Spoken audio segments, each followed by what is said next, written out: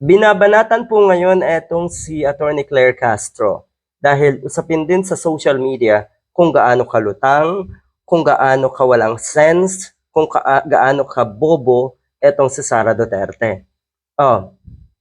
Kung i-consider natin yung kanyang grammar ni Sara Duterte, lalong wali. Yan ang sinasabi natin dito sa mga diehard na ang hilig-hilig nyong magmagaling. Meron pa dyan yung si Bogris, Eloy Bogris, na akala mo talaga napakagaling mo. Pero ano daw? Sinabi niya na the apple doesn't fall from the tree. Meron bang ganon? The apple doesn't fall from the tree? Saan mo yun nakuha? So yung idea, walang-wala.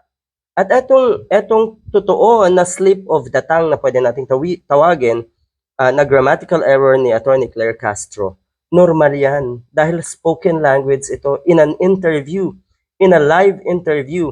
And take note ha, lahat ng yan ay nakorek niya on the spot din. Ano daw?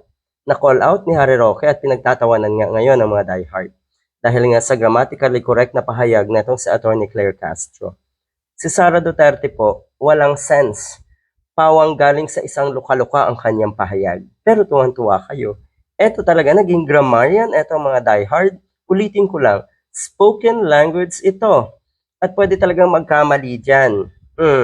Pwede talagang magkaroon ng konting pagkakamali sa grammar. Ano daw? Yung sinasabi kasi na, did they ever read?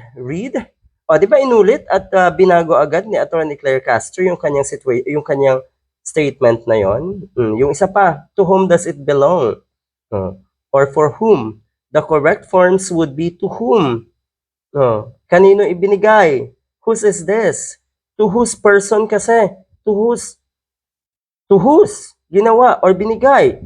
Ngayon, dahil nga spoken language, ayan at nadagdagan ng person. Hindi naman natin makikita dyan yung mga punctuation eh. Meron bang punctuation after the term whose? Baka meron sa kanyang spoken language. Kaya ganyan. To whose person? To who? Kaninong tao sa Tagalog? To whose? Sinong tao? Yan yung sinasabi niya.